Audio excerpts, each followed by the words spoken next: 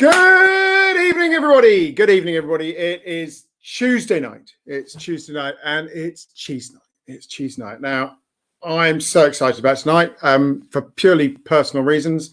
I'm on a diet and I'm allowed out of my diet to eat cheese. So not only do I obviously love cheese in a general and completely awesome way, but this is like my only meal of the day. So I am on it. Right. Tuesday night. What's our subject today? Our subject today is stinky cheeses. Stinky cheeses, the washed rind cheeses. And what better place to go than going to look at the foot of Ireland? Now, Irish cheese making is amazing. They have some of the most awesome pastures in the whole of Europe, and they have been dairy cattling for thousands of years. But in the foot, I don't know if you ever looked at Ireland. It looks like a kind of a koala bear, and its foot, the bottom paw. There's a little place down about, there's some peninsulas down there in the county of Cork, and we've chosen, thanks to Sheridan's, to have a look at three awesome cheesemakers, part of the Irish cheese renaissance, very like our across the channel, Bristol Channel, cheese renaissance. Brilliant cheesemakers, Malene, Gubbeen, and Durrus, and we're going to look at those where they're on the map in a second. But in the meantime, let's get Tracy. She's going to pop in, do all the admin stuff, which I'm so terribly bad at, and bring on, say hello. So hello, Tracy. Are you there? I'm here. Hello, everybody. Happy cheese night. Are you well? Have you had a good week? Yeah, good week so far. It's only Tuesday, so we're still trucking along. We're very pleased that we've launched Watch Again British Cheese Weekender. So all those awesome videos that went out over the 3 days of the early May bank holiday, we've managed to rescue, how many is it? 25 of them, 26 of them. Some of the presenters, bless them, they're better at cheese making than at tech and videoing. So we've lost a few. You mean you've lost the videos?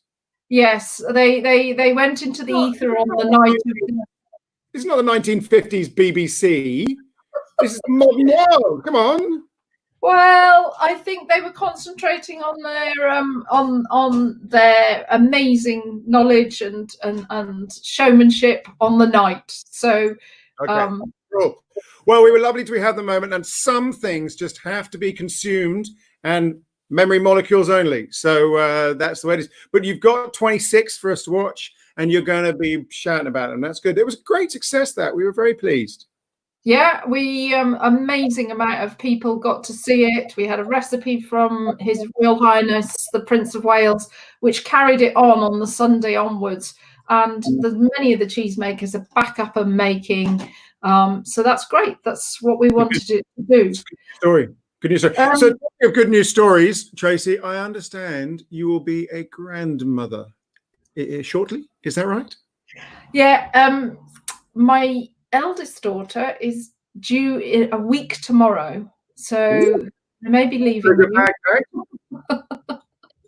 Sorry? Is your bag packed? Not yet, but I know what I need.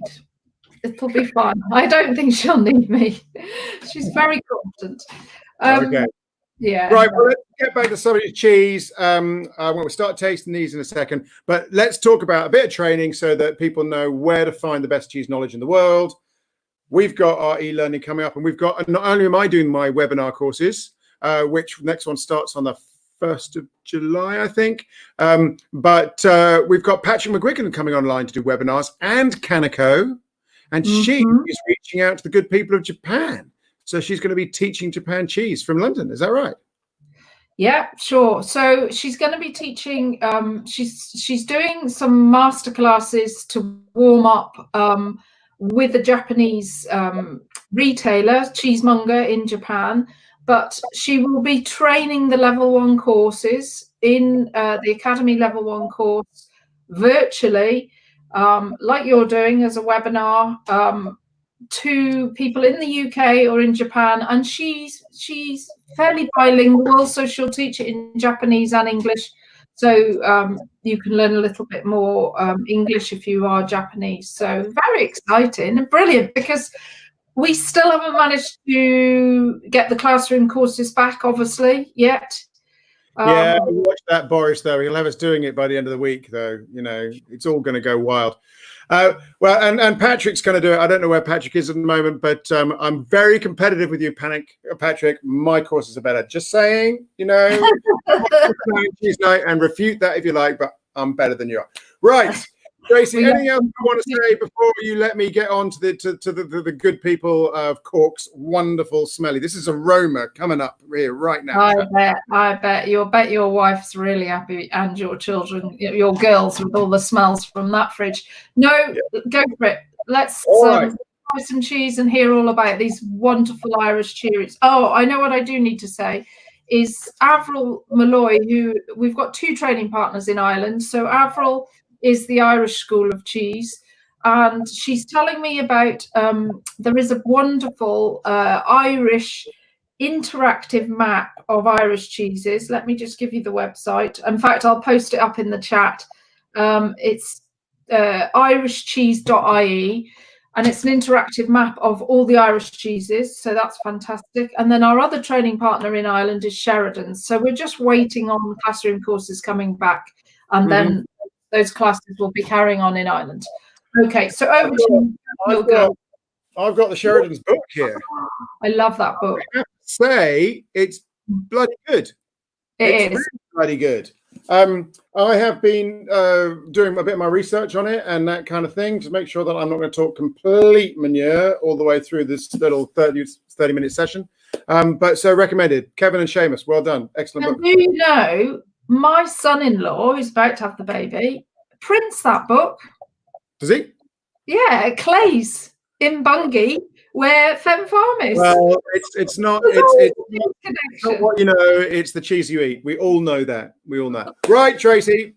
Right, bye. You can get away now. Let's talk cheese. Okay, how do I press the button? Here we go. Oh, awesome. Thank you very much, Tracy. It's lovely to see you, and good luck with your grandchild number 1. Okay. Let's talk cheese. We've got some nice people there. Hello, Claire. Hello, Alison. Alison, I got your. Let's see if we can do that first. So let's see if we can make application window. Go. Where are you, my friend? There we go.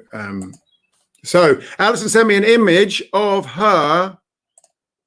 Is that it? Come on, bring it on. Come on. It can't be that hard. No, that looks wrong. Oh, Alison, I promise I do have your. I have your beautiful cheese board from Neil's Yard, which I'm looking at now. I can't make appear on my screen. We've got some Coulier, awesome cheese. We've got some Cashel Blue, which is one of my awesome favorites of the blues. Soft Mr. and Mrs. Grubb. We should feature that. It's great cheese. And you've got some of this, which is the Gabine as well. There we go. Can you see that, people? Wow, look at that cheese. This is an amazing character. Come on, you can focus. There we go. We're seeing some focus now. Now this, it's like a thick coat he's got on there. Now, let's talk about Ireland, but I want to taste first. So the Irish have awesome pastures, okay? That's really what sets them apart in terms of dairying. And they've got a fascinating history. Fascinating. We'll touch on it in a second, but it basically goes back Neolithic times. Now, Neolithic is sort of 6,500 years ago, maybe a bit more, it depends. It basically is that tipping point between when we go from Stone Age into metallurgy, the Bronze Age and Iron Age, and that happened in different parts of Europe at different times. But we were seeing in Ireland dairy farming back then, and where there's dairy, there is cheese. All you have to do is let a pint of milk go off. Cheese, brilliant. And that dates back to the time when you were putting curd in strainers, little pots with holes in and that kind of thing. But they would have been using not just pots, they'd have been using reeds to make the strainers. So Ireland has a very old history of cheese making. But as we'll discover, it went a bit sideways. Okay, number 1. Okay, we're going to do these in no particular order except for I'm going with alphabetical. I'll start with Durrus. Now, Durrus cheese is all 3 of our washed rinds. Now, this one is sort of, I think, this one I've got here is closest from a, I don't know, French perspective, I suppose, to the Maroilles of northern France, the Nord-Pas-de-Calais. Right, can you see that? What we've got here is that kind of orange. You can see the lattice work there. And and the lines underneath where it's sat on its shelves. Now, the making of washed rind cheeses is fascinating. So you need any cheese can be washed rind, but to get the gooiness and what you've got there, that kind of soft open texture, you need quite a lot of moisture in there. So we're looking at soft cheeses with over 50%, well, maybe a bit less than that, but over 46, over 50% water. Now, in making washed rind cheeses, you have a problem. You need bacteria. Lots of it, famously Brevibacterium linens, but we'll come on to that. You need bacteria. So although we call these cheeses washed rind cheeses, in real terms, they are bacteria ripened. Like you have mold ripened, we're going to love our mold ripened, maybe even yeast ripened to make our camemberts or our Celsius and all that malarkey. But the other option is to get some bacteria into the job. Bacteria flop onto the cheese, grow, lots of funky stuff happening there. I feel like a bit David Bellamy here, if I'm going to be honest. And the cultures release those enzymes into the cheese and start breaking it down and making it this nice and squidgy. Oh, can we see squidginess there? Oh, that's good, squidgy. Now, so it's nice and squidgy, not uniformly squidgy, because as you'll know, you famous, well-known cheese people, this all comes in from the edge. So the bacteria on the edge are doing the action, which is why we've got that kind of extra squidgy top at the top there. And the center is going to be a little firmer because it takes more to get those enzymes into the body of the cheese. Now, you're also going to get with these washed rind cheeses, and we're seeing it nicely here, little gaps opening up, right? The holes. Now, holes come from bacteria or some other things, but mostly bacteria kicking off and making air, like bread, like beer, all that stuff. And it makes these, oh, the smell is so fantastic. And it makes the cheese open up slightly in this way. Right. So, Milleen. Now, my brief tells me it should have a deep pungency with cooked veg and yogurt. So let's go and find out. Now, is anybody else got Milleen out there? Quinlan Steele. Oh, hang on a second. You Quinlan's on. Is this gentleman here? Where are you? Yeah. So hi, Quinlan. This gentleman makes this, right? Okay. Famously, down in, I'm going to mispronounce the place where your farm is, Iries on the Beira Peninsula. I think we need a map. We'll have a map in a second. But this is fantastic. And Milleen is thought to be, or considered to be, the first modern Irish cheese. That was really naughty. I'm confusing my cheeses. I'm eating Durus. Milleen is over here. Okay, Durus, back to the can. Right. So here we have the Durus one. Right, so this cheese is telling me that we've got earthy sweet milk, soil, and hay. You get the sweet milk. I love that sweet milk, but it's a fermented sweet milk. And there is a fermentation of grass. It's not quite grass, and it's more fermentation of the hay, the dry fermentation. Mm-hmm. But the other thing you get with washed rind cheeses, and there's a rumor about this, the other thing you get with washed rind cheeses is offal and meats, sometimes pork.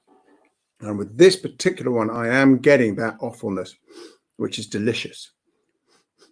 Almost like a pate, a liver pate, that kind of thing.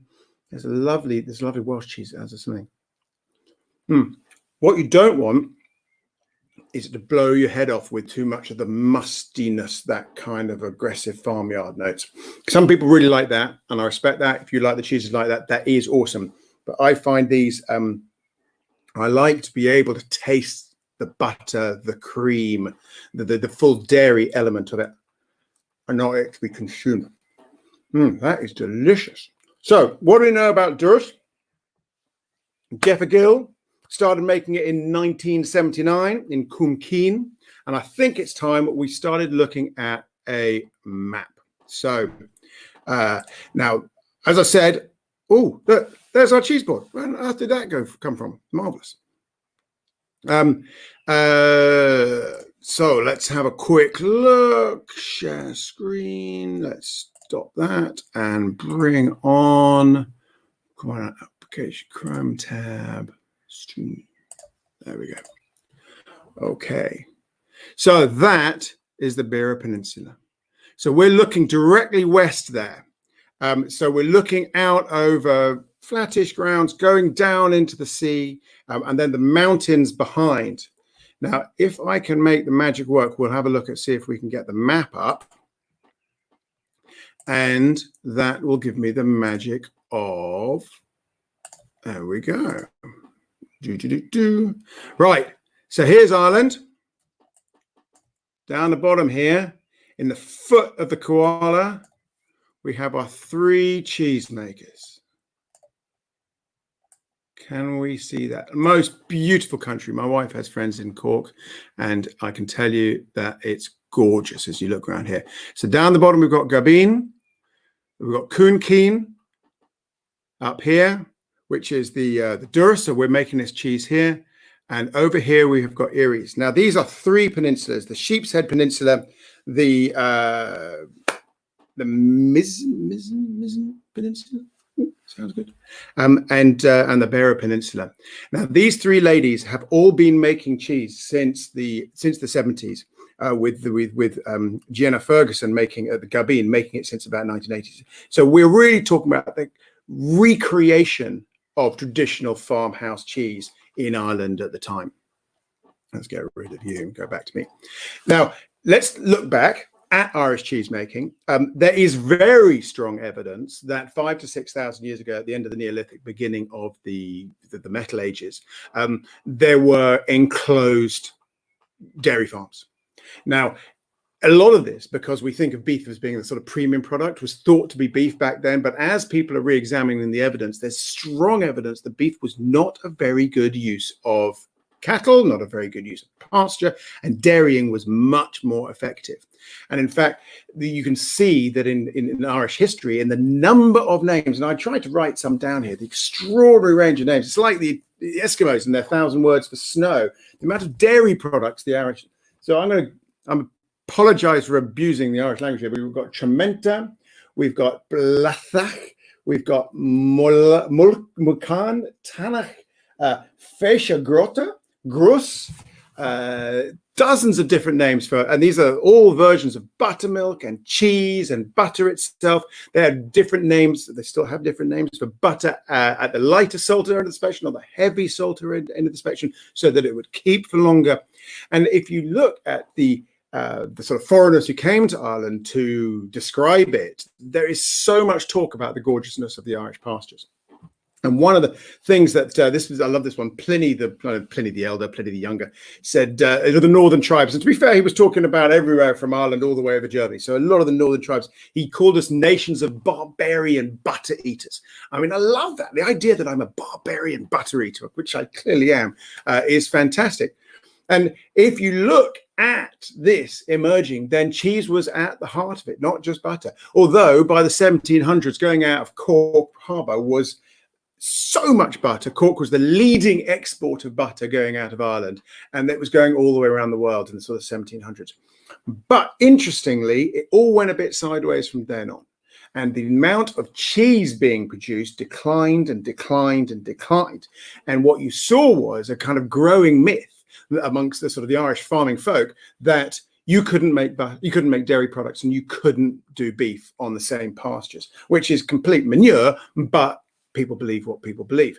And it wasn't until sort of the 1880s, 1890s when cheese making began to re-emerge in Ireland as a force. And by 1960s, the dairying has become one of the major Irish industries, and it really delivers on the potential of those awesome green pastures. And now Irish cheddar and all that kind of thing. I mean, they did suffer in the same way as the rest of the UK suffered amongst our islands, in that cheddar began to dominate big time. It's such an easy recipe to make, so robust, lasts a long time, still lots of flavor, but it began to push out the smaller producers and that kind of thing.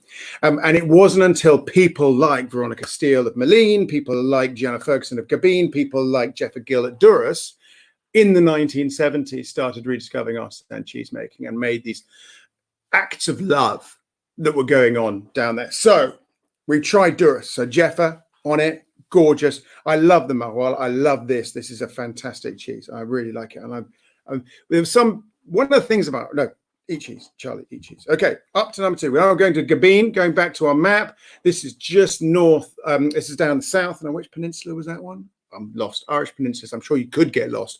Apparently, even against Irish roads, the roads down in this area are thin and small and windy. So what we've got is a very simple washed rind on the Durrus, what you might call an early washed rind, a stinky orange, very smelly, very sort of nasal. And now we've got at the other end of the washed rind spectrum. Now here with a Gabine, this is an older Gabine, we've got a really distinct bunch of molds growing up through the wash. Now, because of the color, this suggests that these molds and that are local, as in this is not a monoculture of pure Penicillium candidum or anything like that, but it's robust. I mean, it's strong. I might even just cut a bit off there to show you what I've got, right? It's like a carpet. I'm not suggesting you can build a house with this stuff, but it's not like this, which is very, very sticky and fragile. So let's get into our Gabine.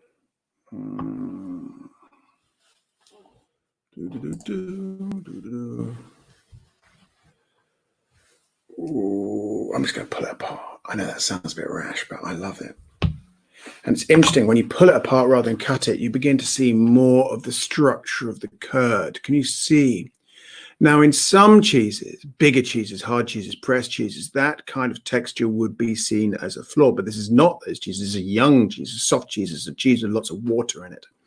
So that open texture is exactly what we're looking for. Again, you've got that fermented milk. You've got that rich, buttery, dairy smell. But here we're getting a little bit more dusty, earthy.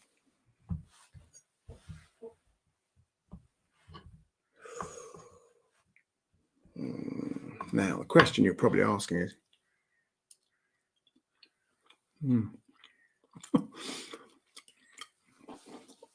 I think this is fantastic. I've accidentally gone to the opposite end of the spectrum here. So I've got the youth.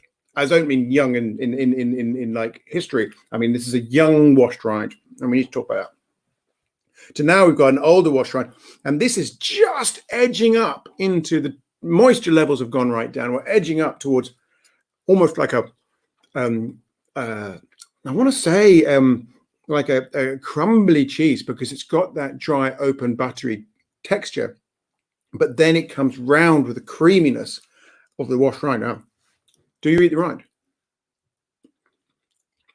Yeah, delicious, turns out. Now, washed rind is quite interesting on the rind because the calcium migrates from the center of the cheese and forms little crystals in the rind. Not always, and not all cheeses, but some cheeses you'll get that effect, so that when you're tasting the edge, it's like it's crunchy. It's nothing like the calcium crystals you're getting in the calcium lactate or those kind of things you get in the center of cheddars or Goudas or stuff like that. It's completely different. And there was a geologist who came across these little calcium crystals on the rind and found that the only other place in the world where these calcium crystals were formed was in deep sea stalagmite things that were coming out of sea bottoms. Fascinating. Only other place where this thing was being called. That and cheese. Cheese is special. We know this. Okay, so we've got this Gabine. So here, the brief that I've been given is forest mushroom, milky, nutty. I'm definitely getting the forest mushroom. I love that. Milky. There is a degree of milkiness to that, but it's more cheesy. It is more cheesy. It's not got that fresh lightness in them. Nutty. Always slightly distrustful of the word nutty. nutty is often used in so many cheeses when actually it sort of loses its identity. It seems to approximate simply to mean, that is so good. It's to approximate, maybe I'm just hungry, but I'm still saying it's good. Approximate to mean just a savory sweet combo. And when you think of nuttiness and you think this tastes nutty, just ask yourself, can you name the nut? Because if you can't, then maybe it's just sweet and savory, which is an awesome combination. But if you can't name the nut, then maybe nutty isn't the right word to use when you're thinking of, and I'm not getting much specific like that, but it is amazing. And it keeps on giving. Right. So we've looked at the Duros, we've looked at the Gabine, and last one we have. So let me just mention this. This is raised with me, but this one was thought to be similar. The Gabine was similar to a Taleggio. Now, do you think that that is similar to a Taleggio? Now, to my mind, the answer is no. Now, you can see that rind has hints of Taleggio. In fact, the Penicillium roqueforti almost looks like it's beginning to dust the edge, although that could be just illusion. But that way that the Taleggio has that thick rind as well is interesting. And it does have it, but all these cheeses have that wonderful meatiness. Now, the last one on our list is the Malines, which is the Steels. Now, they're on the Beira Peninsula. Now, they're talking light fermented hay. Now, some people would say that this echoes the Epoisse. Now, does it? Does it not? Well, I'm not sure that I'd want to do this to an Epoisse. It would probably collapse in my fingers. So, but you're seeing again that distinctive orange color of the washed rind. And a little bit of dusting of mold on the top, which may be Penicillium roqueforti, which it might well be. It's been there for some time. Oh, look at that beauty. Isn't that wonderful? Oh, that's the picture I want to sleep over. Cool stuff. Right. Let's have a look.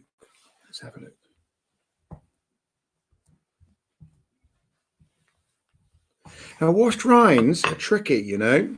Why are they tricky? Because the washing of the rind is an active process. Can we make you focus? So again, we've got the slight opening up of the holes. That's cool as the bacteria kick out the carbon dioxide or whatever it is. Not so much, but this one is gooey. Let's see if we can get a proper squeeze on that. Whoa, whoa, whoa. Can you see that? So it's got a real elasticity to it. Oh, love that. Right. Okay. Need a bit of tissue. Hang on a second.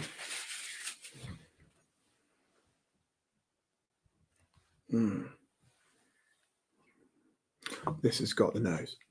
Here we are. That's really... Now, I love this fact. This is one of my favorite facts today.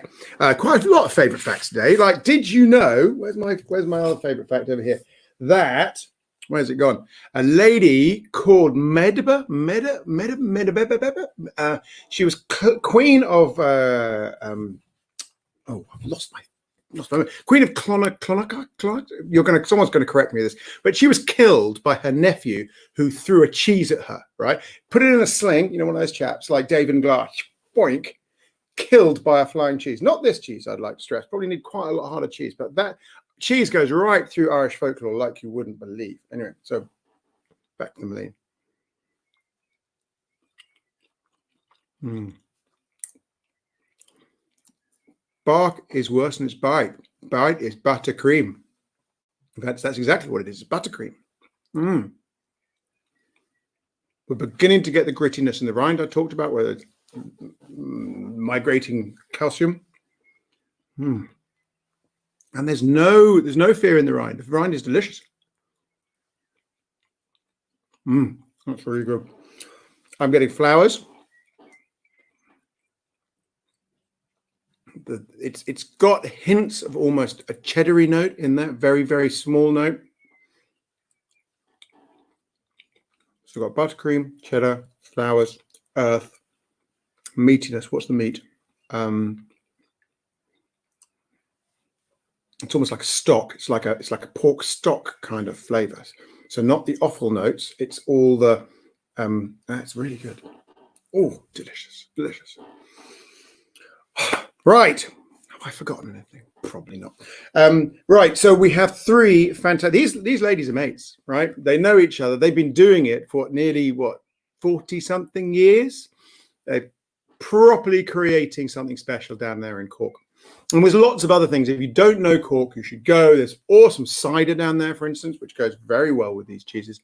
And there's absolute beauty in the simple, direct from the soil, own herd or neighbor's herd into a cheese-making production that is as far away from industrialization as you can imagine. It's all love. It's all heart. It's all people doing it, I don't want to say without ambition, but that satisfaction of making a good thing well over your lifetime. And these cheeses really reflect that. I wanted to talk briefly about things like, what's the word, bacteria. Where do they come from? What do they do? I mean, one of the things I really love about this, for instance, there's a lady whose name I've temporarily forgotten, but did an analysis of these cheeses and the bacteria that grows on the top of them. And they found a type of bacteria on this cheese, the Gabine, that was found nowhere else. They had to give it a name, the Gabinese bacteria. How cool is that?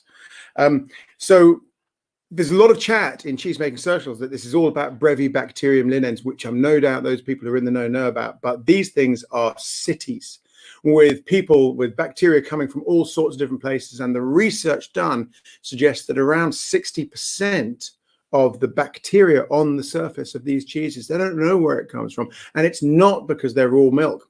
They're coming from the surfaces of the cheese, of the people, of the animals, the teats, the human. And actually that, there's a lovely phrase I came across here.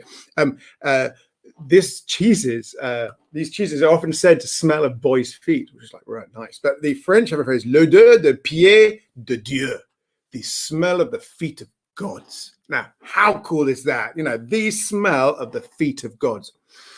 And it's just like, I think that I just love that. It's my favorite awesome moment. So I would like to say that if you don't know washed rind cheeses, find out, experiment. They're great. There's a huge family of awesome cheeses. And if you don't know Irish washed rind cheese, I think you need to get on a plane as soon as your country lets you, go to Cork, because it's happening down there and they've been doing it so long. It's part of their DNA.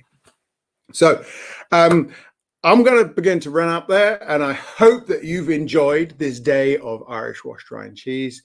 They are things of beauty, and I'm going to eat them as much as I like. And I hope that you too have enjoyed them. Now, I'm just going to check there are no questions from Tracy that you'd like me to come. Who doesn't love a good squeeze? Siobhan. So right. From Avril, thank you very much, Avril, for arranging this. You got these two sent to me. And Board Beer, which is like the Irish Food Board, has sponsored the cheese. And thank you very much for Sheridan's for supplying. If you don't know the Sheridans, Kevin and Seamus, they're sort of big beasts, is that a fair word, of the Irish cheese scene. And they really know their onions, and they've written their book. And what else have we got? Boom, boom, boom, boom. Have you, and Tracy, is there anything else you'd like me to add before we wrap up? Mm-hmm. No, fantastic, really amazing. I hope you will need to wash your hands. Yeah, I can lick them. I'm allowed. Lick and wash your hands. But yes, thank you very much to the cheese people of Ireland for supporting this tonight and bringing a little bit of your views of the coast just look amazing. We just all want to go on holiday, please, now. We probably can. I mean, they're going to let us go to Ireland almost before anyone else. So why don't we have a Cheese Academy road trip? There's something to think about. Yay! Yes, please. I'm up for that. All But right. thank you everybody for joining. Yeah, pleasure. Lovely to see you all tonight. We'll be back next week. We'll put what we're doing up on the board somewhere. Come and stay in touch, and let's talk cheese next Tuesday.